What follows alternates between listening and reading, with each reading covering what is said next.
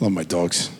They're fun. It's been fun to be able to hang out with them at the house, spend some time with the kids, which is always fun too. And with the kids, I like to show them like stuff that I liked growing up. Like one of my favorite things is Looney Tunes. We watched Looney Tunes together, but they hadn't seen a lot of Disney. They hadn't seen a lot of classic Disney, so I decided to show them Cinderella, If you know the story of Cinderella, it's basically a hostage situation.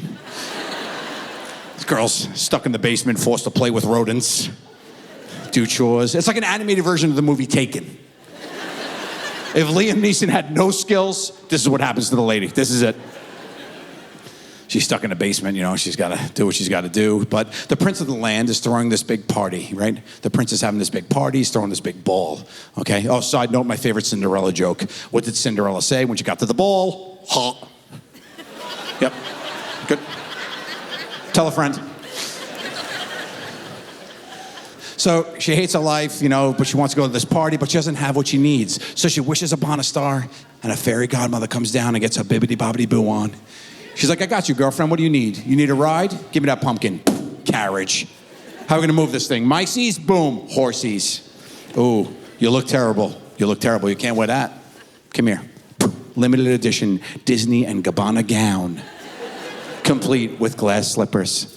Okay, you're going to go to that party, you're going to have a good time, all right? You're going to have lots of fun, but you ain't no hoe. I can't have you being a trick and thotting around the whole kingdom. You're on a curfew, bitch. You got to be home by midnight, okay? It's all over at midnight. At midnight, everything goes back to the way it was. Be back by midnight. Cinderella says, okay, goes to the ball, has a great time, right? Falls in love with the prince. The clock strikes 12, she ghosts his ass, she's gone. And the only thing she leaves behind is a single glass slipper. And that's all the prince has to identify the woman of his dreams. So he picks it up and decrees, whoever fits this glass slipper will be my queen, and I will love until the day I die. And for me, that's where the major plot hole exists. Because you're telling me in all of the land with all of these beautiful women, there's only one who wears a size 8.5? Sorry, Walt, I ain't buying it, okay? I'm watching with my 7-year-old daughter, 5-year-old son, okay? It's over, my daughter loves it. Singing, dancing, leaves the room. My son, watching the end credits, arms crossed. Hey, Dad, I have a question. That's my boy. He's picked up on the same plot hole that has haunted his father for decades. I go, yeah, what's up, buddy? He goes, the glass slipper. Why didn't it just turn back into her regular shoe?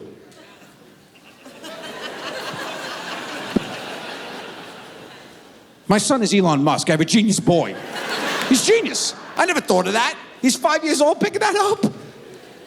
He's got questions. So he turns to the guy that's supposed to have all the answers, his father, and I've got nothing. He starts pressing me. He's like, why, Dad? Why? I got to come up with something. So I look him dead in the face. I go, glad you asked, son. That right there, that's just some straight up Disney bullshit. He accepts that as the truth, leaves the room, and goes to play with his Legos. The next week I come home, I'm paying the babysitter. I'm like, how'd they do? She goes, good. We were gonna watch Cinderella though, and your son told me he didn't want to watch straight up Disney bullshit. That's my boy. Raise him right. I was nervous because a couple months after that, the family, we were going to Disneyland in California, okay? And my daughter wanted to meet the princesses, so we were doing the Cinderella experience. And my son is a straight shooter. So I was afraid when we were going to walk in that palace, he was going to be like, hi, Cinderella, hi. Can I see your shoe real quick? Thanks. Excuse me, ma'am, hi. You tried this on? Oh, it fits? You're a lying bitch, Cindy.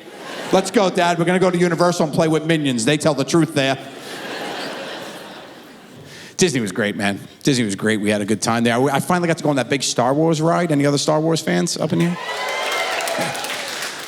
I got to go on that Star Wars ride that they built. And if you don't know about it, they spent like hundreds of millions of dollars on this ride. It's basically a movie set. It's unbelievable. But it's also an immersive experience, which means everybody who works on the ride is in character. They play a character. So when the ride starts, you're in the woods with all the rebels, and they're moving you down the line. Thanks for joining the fight. You go through the woods, a big alarm sounds, and they go, the first order's coming. We got to get you out of here. You turn the corner, there's this humongous spaceship. The doors open, you get in with these big LED monitors all around you, these 90-inch TVs, and then you take off into outer space.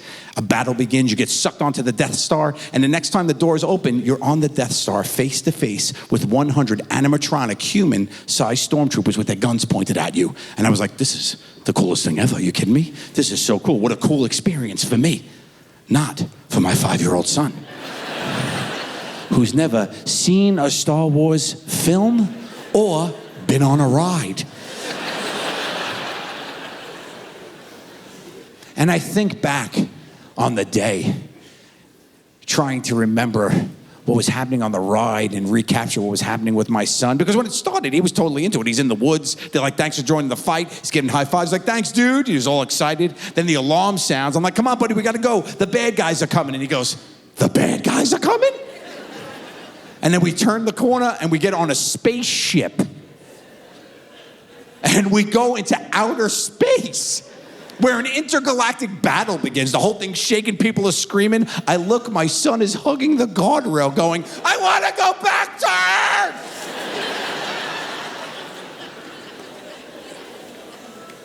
And then the doors open and he's face to face with 100 death robots with laser pistols pointed at his esophagus, and his father all smiles. The tour guide, one of the kids that worked on the ride, recognized me, right? So he goes, Joe, listen, we'll let the group go, then you and your family can take a cool picture in front of the stormtroopers. I was like, great. The whole ride goes. My son goes, come on, Dad, we gotta go. I said, no, we're gonna take a quick picture, buddy. He goes, with the bad guys? And we have a family photo lined up in front of the stormtroopers. My son, scared to death, hugging my thigh. Jeez! And then, spoiler alert, you escape. I mean, you figured it out. I'm here, right?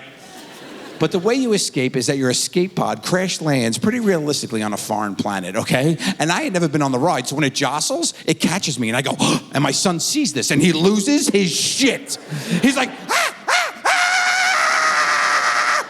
And he starts yelling, Grandpa! Grandpa!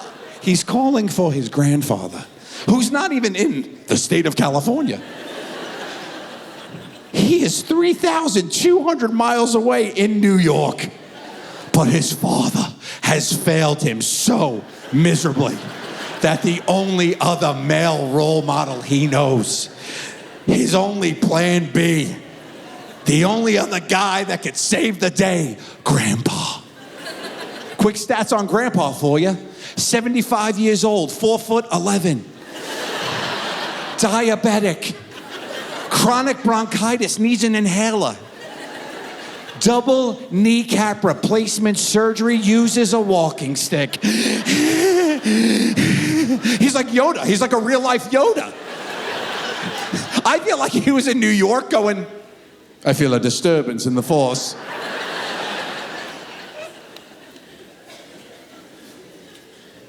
So I see my son losing his mind, and I get like snapped back to reality. Eminem, Mom's spaghetti.